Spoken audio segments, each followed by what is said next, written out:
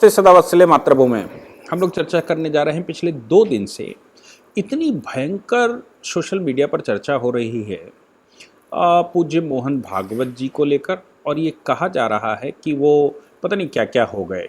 पूज्य मोहन भागवत जी किस प्रकार से एंट्री मारी उन्होंने, और अहमद इलियासी के यहाँ वो गए। अब मुसलमानों ने, जैसे मैंने कहा, हिंदुओं ने तो केवल प्रश्न ही खड़ा किए होंगे जो परंपराओं में भी है, लेकिन मुसलमानों ने तो इलियासी को बिरादरी से ही बाहर कर दिया।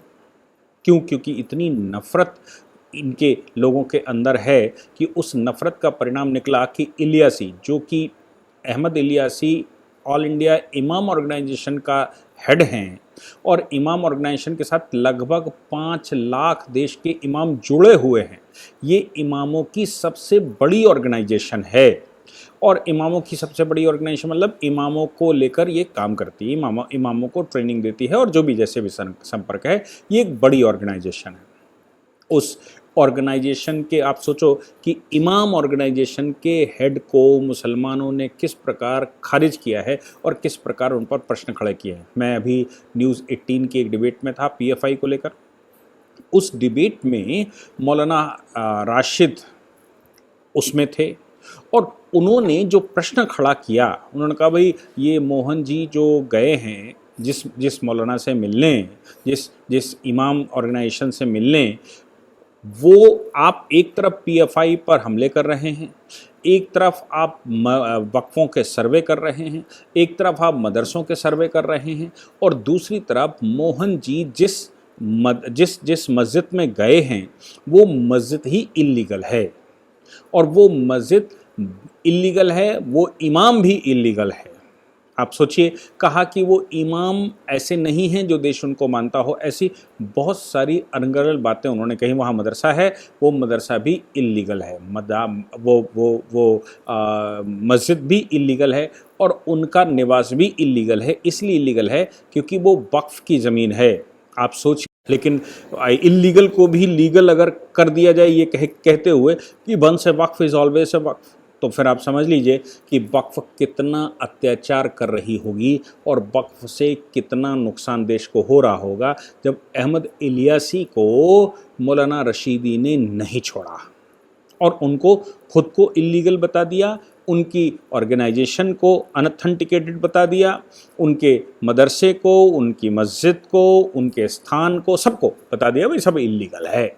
और ऐसे इल्लीगल स्थान पर मोहन जी भागवत वहाँ गए, यानी कि मोहन जी भागवत क्यों इल्लीगल जगह पर मौलाना से मिलने गए, ये प्रश्न उन्होंने उठाया, बाकी प्रश्न वो नहीं उठा पाए।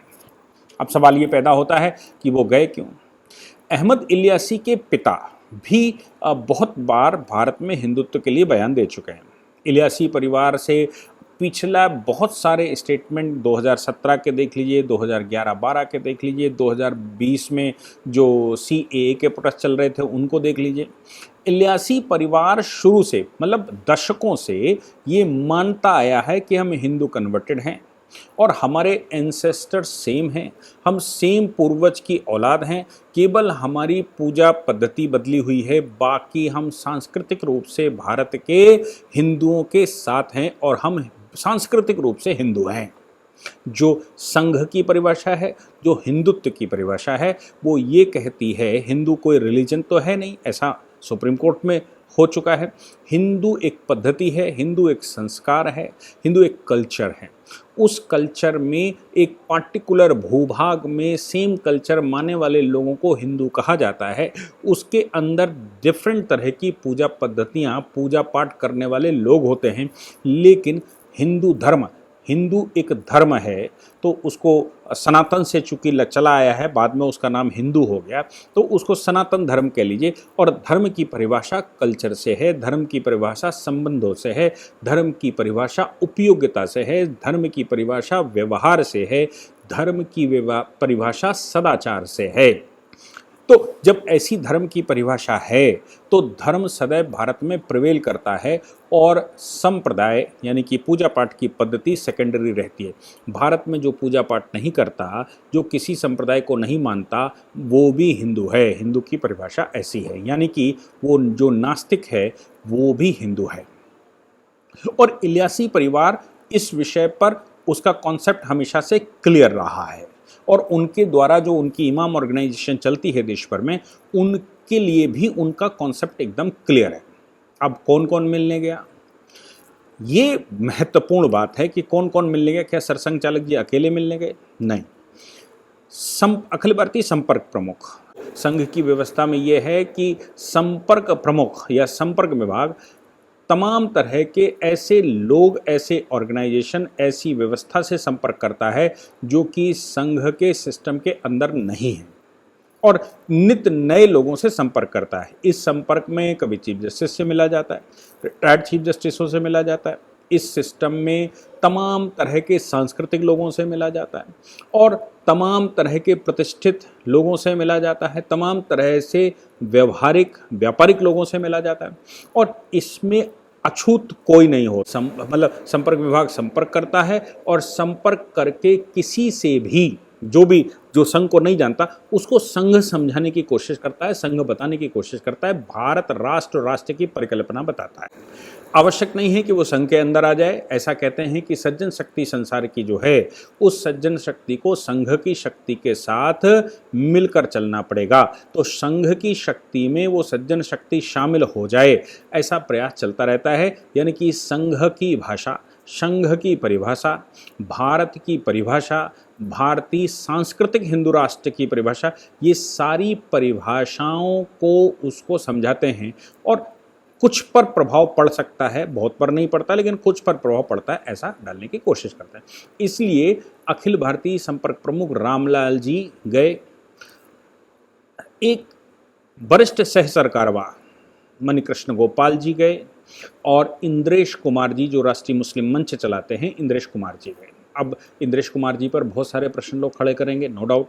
वो राष्ट्रीय मुस्लिम मंच क्यों चलाते हैं? राष्ट्रीय मुस्लिम मंच ऐसा मुस्लिम जो अपने आप को हिंदू वंशजों की संतान मानता है, ऐसा मुस्लिम जो मुगलों को आक्रांता मानता है, ऐसा मुस्लिम जो भारत को पिछले 1200 वर्ष से भारत पर आक्रांता हावी हैं, ये मानता है, जो ये मानता है कि हिंदुस्तान में कन्वर्जन किया गया था, जो ये मानता है कि हिंदुस्तान में अत्याचार किए गए थे, जो ये मानता है कि हिंदुस्तान में विदेशियों ने शासन किया, भले ही वो इस्लाम के प्रोपाउंडर क्यों न थे, जो ये मानता है कि हम मुग़ल के किसी भी फरमान को बेफरमानी करते हैं, उसका पालन नहीं करते हैं, ऐसा मानने वाले लोग राष्ट्रीय मुस्लिम मंच में हैं।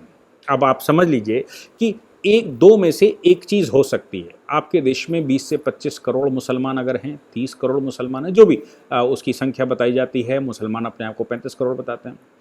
बहुत बड़े बड़े देशों में 35 करोड़ की आबादी नहीं होती, अमेरिका जैसे देश में भी इससे आबादी कम है। तो 35 करोड़ का इलाज क्या? अब पाकिस्तान बन गया, पाकिस्तान में बड़ी संख्या, उस समय लगभग 10 करोड़ लोग शिफ्ट हो गए थे और 10 करोड़ पाकिस्तान में शिफ्ट होने के बावजूद नेहरू लियाकत समझौते की वजह से भारत में इस्लाम रुक गया और नेहरू लियाकत समझौते की वजह से उस समय श्यामा प्रसाद मुखर्जी उस समय की केंद्र की सरकार छोड़कर जनसंघ की स्थापना कर बैठे। तो आप समझ लीजिए कि जब ये कहा जा रहा था देश में कि भारत हिंदू राष्ट्र है और भारत के संविधान में हिंदू राष्ट्र लिखा जाना चाहिए, तब नेहरू जी अड़े हुए थे। जब कांग्रेसी भी उनके ऊपर हावी थे तो भी नेहरू जी यहाँ तक कहने लगे थे, अगर भारत हिंदू राष्ट्र बन जाएगा तो मैं इस्तीफ़ा दे दूंगा। ईश्वर करता वो इस्तीफ़ा दे ही देते, लेकिन अब वो समस्या कांग्रेस ने भारत के लिए खड़ी कर दी और तुष्टीकरण 70 वर्ष चलता रहा।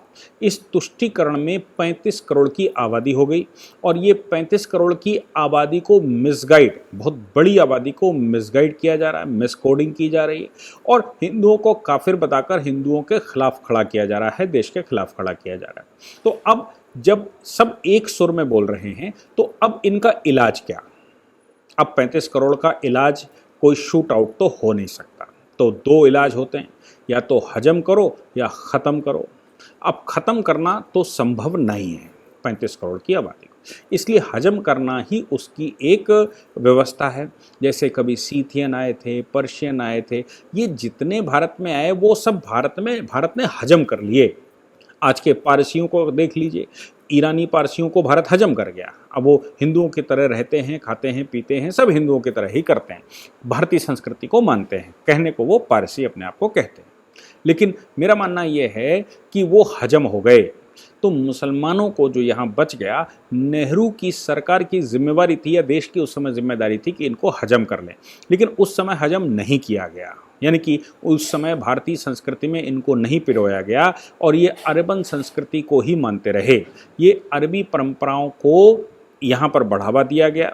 अरबी परंपराओं के हिसाब से यहाँ जमातें बनाई गई, यहाँ पे जलसे किए गए और क्या नहीं किया गया उनको कट्टर बनाने के लिए। तो अब इलाज क्या है? इलाज के रूप में मुझे लगता है मोहन जी जो संघ कर रहा है कि भाई इनको हजम कैसे किया जाए, या बहुत सारे देश के ऑर्गेनाइजेशन कर रहे हैं कि इनको हजम कैसे किया जाए। वो सारे ऑर्गेनाइजेशन उनको हजम करने से पहले जो कट्टरपंथ है उसको दूर करना पड़ेगा। कट्टरपंथ दूर करने के लिए सावधानी पूर्वक उनसे संपर्क करना पड़ेगा, और संपर्क करके सबसे पहले उनको मुसलमान से हिंदू नहीं बनाया जा सकता, सबसे पहले उनको राष्ट्र समझाया जा सकता है। भाई हमारे देश में मुसलमानों से कोई वैर तो है नहीं किसी का। मुसलमान आखिर हमारे कॉमन एंसेस्टर की ही संतानें हैं। हम में से ही हमारे 3 पीढ़ी 4 पीढ़ी 5 पीढ़ी 10 पीढ़ी पहले कभी कोई एक परिवार टूटकर मुसलमान बन गया, आज उसके पूरा गांव बस गया। तो 10 पीढ़ी 15 पीढ़ी जितनी पीढ़ी भी, तो कहीं ना कहीं वो आक्रांता तो नहीं है, वो तो है तो हिंदुस्तान का ही, लेकिन उसकी सोच गलत हो गई है। उसको अब जो समझाया गया वो हिंदुओं का विरोध करना, भारत का विरोध करना, ये उसकी समझ में आ गया। तो फिर राष्ट्रत्व को विरोध करने वाले लोगों को कैसे वापस लाया जाए, उसके लिए सबसे पहले लिबरल व्यू अपनाना पड़ेगा। और लिबरल व्यू अपनाकर, लिबरल व्यू मतलब ऐसा नहीं है कि आप उन पर सरेंडर कर जाएं। लिबरल व्यू से मतलब संपर्क करना पड़ेगा, सावधानीपूर्वक संपर्क करना पड़ेगा। ऐसे लोगों को संपर्क करना पड़ेगा जो जिनकी अंदर से विल पावर स्ट्रांग हो, जो उनमें न मिलकर उनको अपने में मिलाएं। और मुझे लगता है राष्ट्रीय मुस्लिम मंच ऐसा कर रहा है। इसलिए सरसंघ चालक को अगर राष्ट्रीय मुस्लिम मंच, संघ के संपर्क विभाग और मनीष सरकारवा जी ने कन्विक्शन किया और ये कहा कि आपको उनके यहाँ जाना चाहिए, पिता की एनिवर्सरी है, पिता की सालगिरह, उनके पिता की मृत्यु की सालगिरह है, उस सालगिरह पर जानी चाहिए, क्योंकि ये परिवार लंबे समय से भारत, भारतीयों और भारतीयता की बात करता रहा है, ओपन मंचों पर करता रहा है। आप अगर नेट पर ढूंढेंगे तो आपको मिल जाएगा। हालांकि है तो मुसलमान ही, इसमें कोई शक नहीं। तो मुसलमान है तो कुछ ना कुछ तो रंग उसके अंदर होगा ही इस्लाम का, तो वो रंग उसका हटाकर भारतीय रंग पहना दिया जाए। तो भारत में मुसलमानों का विरोध सिर्फ इसलिए है क्योंकि जब वो ये कहते हैं अल्लाह अकबर, यानी कि अल्लाह के अलावा कोई और नहीं, जब वो ये कहते हैं कि बाकी सब काफिर हैं, जब वो ये कहते हैं कि मेरा बाप तो सऊदी अरेबिया में बैठा हुआ है, जब वो ये कहते हैं कि हम तो यहाँ की परंपराओं को मानते ही नहीं हैं, जब वो ये कहते हैं कि हमने पूर्वज भी बदल लिए, हमने केवल संप्रदाय नहीं बदला, हमने पूर्वज भी बदल लिए, तो ऐसी परिस्थिति में भारत में विरोध होना स्वाभाविक है। भारत में सिर्फ उसका विरोध होता है जो भारत का विरोध करता है, भारतीय संस्कृति का विरोध करता है, भारतीय संस्कारों का विरोध करता है और भारतीयता का विरोध करता है। नहीं तो हम कभी संप्रदाय के आधार पर चलने वाले लोग नहीं। हमारे यहाँ तो जो संप्रदाय को नहीं मानते, जो नास्तिक होते हैं, वो भी हिंदू कहलाते हैं। तो हम 33 कोटि देवताओं को मानते हैं, एक और सही, कोई समस्या नहीं। लेकिन जब वो एक देवता ये कहे कि नहीं सिर्फ मैं, तो वहां पर समस्या भारत को होनी शुरू हो जाती है। तो क्या कन्विंस किया जाना चाहिए? एक बड़े स्तर पर कन्विंस किए जाना चाहिए मुझे लगता है, क्योंकि अगर आपको हजम करना है तो सबसे पहले उसकी कट्टरता समाप्त करनी चाहिए। अब लोग कहेंगे कट्टरता कभी समाप्त नहीं हो सकती, लेकिन मैं ये कहता हूं कि भारत में रिलीजन कई बार चेंज हुआ। एक समय पर भारत अशोक ने पूरा बौद्ध बना दिया था, और बौद्ध बनाते बनाते उसके 8वें शासक या तीसरे चौथे शासक बृहद्रथ तक आते आते पूरा देश बौद्ध हो गया था, और बौद्ध के चक्कर में पूरा देश मुक्त हो गया था। देश के अंदर कई देश बन गए थे। पुष्यमित्र शुंग ने उसकी गद्दी पर बैठकर पुनः उसने कहा अब बौद्ध नहीं चलेगा, यानी कि पूरा बौद्ध होने के बाद बौद्ध नहीं चलेगा और वापसी मारेगी, ये स्वाभाविक है। फिर एक समय पर भारत इस्लामिक राष्ट्र बन गया कि भाई इस्लामिक कंट्री है, क्योंकि उसका खुतबा पढ़ा जाने लगा वहाँ खलीफा का, और खलीफा का खुतबा पढ़कर यहाँ पर उसकी करेंसी चलने लगी, तो भाई इस्लामिक राष्ट्र ही कहा जाएगा। बोले आप अपनी बिरादरी को बचा कर रखा हो, आपने अपने संप्रदाय को बचा कर रखा हो, आपने अपनी जाति को बचा कर रखा हो, लेकिन इस्लामिक राष्ट्र बन गया था। फिर अंग्रेज आया तो अंग्रेजी डेटा भी लंबी लंबी बातें करता है। वो भी कहता है कि क्रिप्टो क्रिश्चियन हमने बना लिए हैं, दलितों को वो क्रिश्चियन मानकर चलता है, एसटी को वो क्रिश्चियन मानकर चलता है, जो उसके यहाँ नौकरी करता है, जो उसके स्कूल में पढ़ता है, जो उसकी मिशनरी में जाकर दवा लेता है, उनको सबको वो क्रिप्टो क्रिश्चियन मानकर चलता है। और ये कहता है कि they are in the pipeline, यानी कि इनको हम क्रिश्चियन बना ही लेंगे। फिर से भारत आज़ाद हुआ 47 में। आज़ाद होने के बाद जो प्रधानमंत्री बैठा उसका काम था कि भारत को होमोजीनियस बना ले, जैसा कि मुगलों ने बनाया था, जैसा कि अंग्रेज़ों ने बनाया था, जैसा बौद्धों ने बनाया था, मतलब अशोक ने बनाया था, जैसा पुष्यमित्र शुंग ने बनाया था, और जैसा गुप्त वंश में भागवत बनाया गया था।